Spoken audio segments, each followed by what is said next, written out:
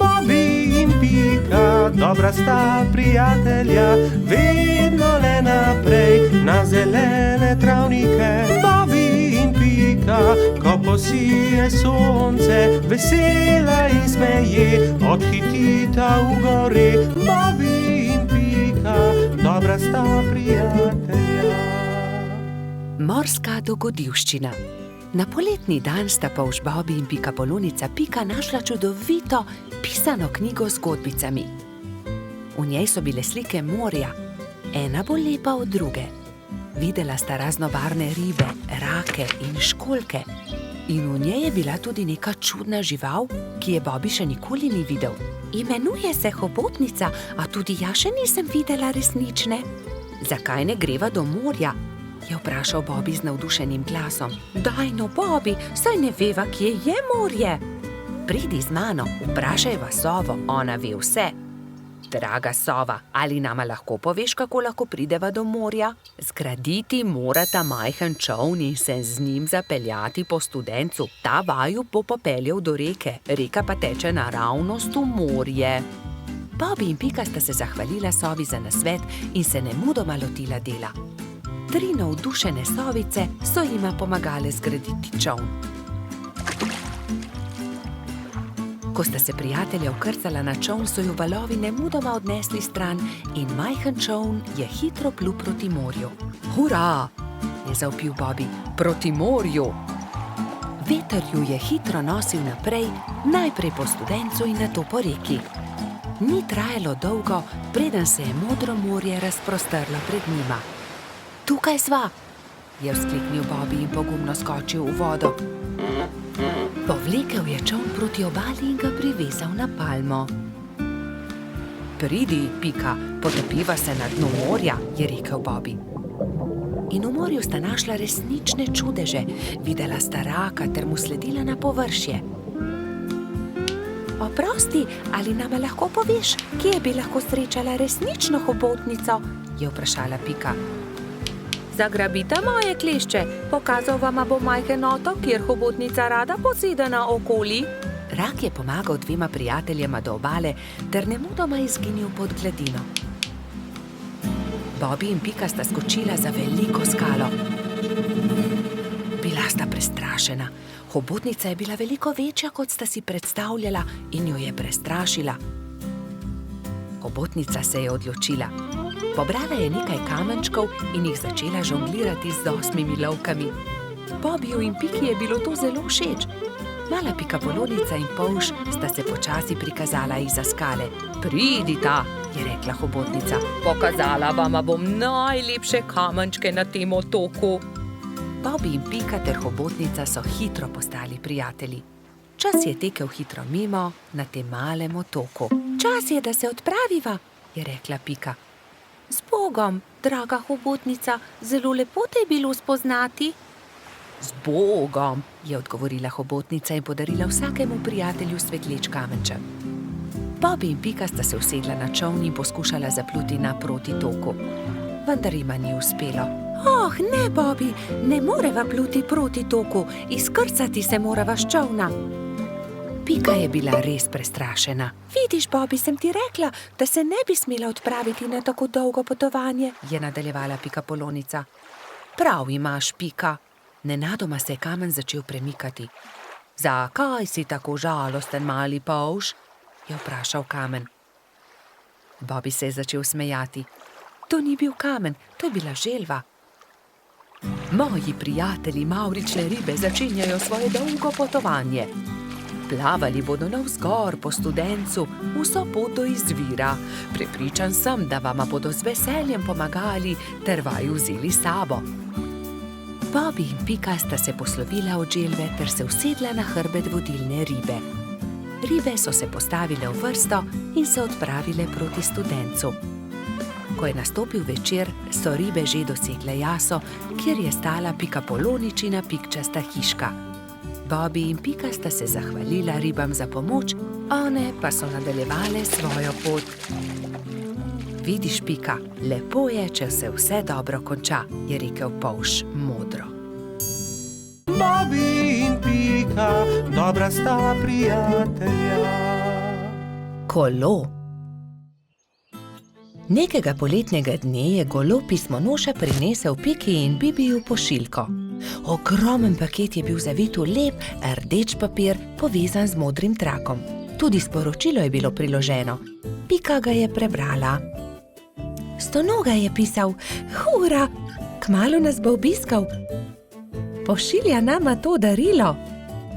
"Nama?" je vprašal Bibi. "Kako nama? Tebi in meni?" "V pismu piše nama. Zagotovo je darilo za oba." "Seveda ni skupno," se je jezil Bibi.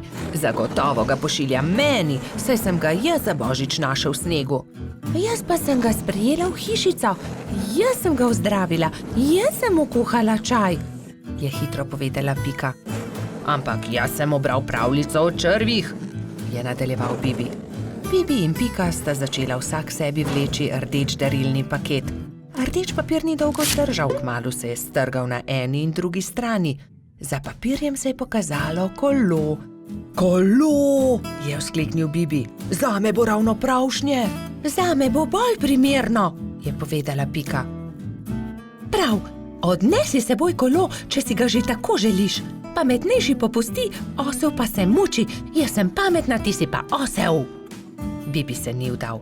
"Ni res, jaz sem pameten, ti pa osel. Odnesi to kolo."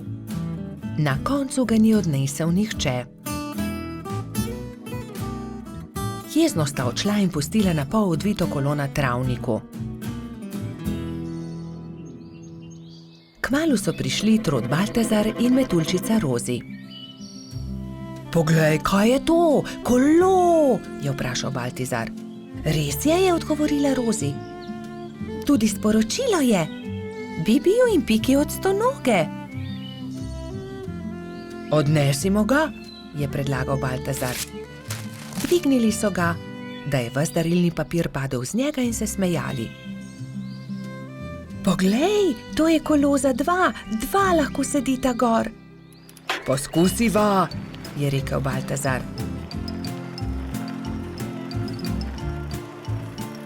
"Hojla, Bibi, hojla, Pika.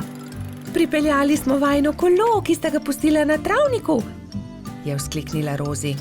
Bibi in Pika sta skočila. Ko sta zagledala Rozi in Baltazarja na kolesu, sta se prijela za glavo. "Saj to kolo je narejeno za dva, midva pa sva se prepirala zaradi njega." Takoj sta se pobotala in se veselo objela. "Kako lepo darilo. In midva v velikem prepiru nisva nič pripravila Stonogi, ki bo kmalu prispel," je prestrašeno rekel Bibi. "Naredimo Stonogi eno lepo pisano vetrnico iz listov rožic," je predlagala Rozi. "Ja, zelo dobra ideja," sta se strinjala Bibi in Pika. Štirje prijatelji so iz rdečih, vijoličastih, belih, rumenih in rožnatih cvetov listov naredili vetrnico. Takrat je na mišji kočiji prispel Stonoga. Mali miš se je ustavil na travniku in Stonoga je stopil iz orehove kočije. Vesel je objel Bibija in Piko. "Vidim, da sva dobila moje darilo. Upam, da vama je všeč. Krasno darilo, zelo sva vesela," sta rekla Bibi in Pika. "Mi pa smo ti vsi skupaj naredili to vetrnico."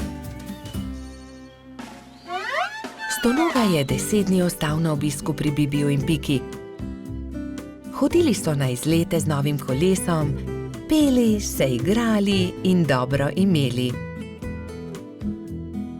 Veseli dnevi so hitro leteli mimo. "Čas je, da se vrnem domov. Zelo dobro sem se imel pri vas," je rekel Stonoga. "Pridi tudi prihodnje poletje," sta soglasno rekla Bibi in Pika. Bobi in Pika, dobra sta prijatelja. Družabna igra. Nekega pomladnega dne se je Bobi igral družabno igro z Rozi na vrhu hriba.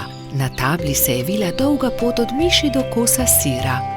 "Zmaga tisti, ki svojo figuro prej spravi do sira," je pojasnila Metuljčica. Igro je začel Bobi. Vrgel je in stopil. Nato je sledila Rozi, vrgla je in stopila. Zmagal sem, je zavpil polž, ko je njegova figura prišla do kosa sira. Dobro, zmagal si, igrala bova še enkrat, je predlagala Rozi. Bobby je zmagal tudi v drugem krogu. Zmagal sem, spet sem zmagovalec, se je hvalil polž. Igrajva še enkrat. Spet sta začela. V tretjem krogu je Rozi prišla prej do cilja. Zmagala sem, Bobby, končno sem jaz zmagovalka, je izjavila zadovoljna metuljčica. Bobby se je takrat obrnil stran, se zavlekel pod bor in vrgel kocko tako, da Rozi ni videla.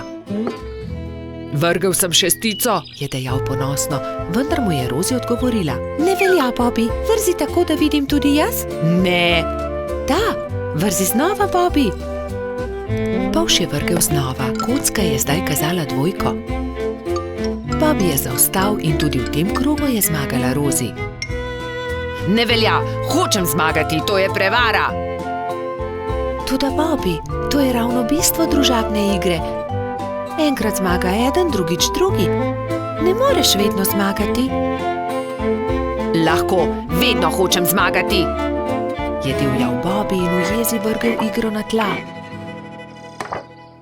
Dobro, potem igraj sam, se je oglasila metuljčica in pustila polža pri stenski sliki. Bolje bo sam, je dejal Bobby.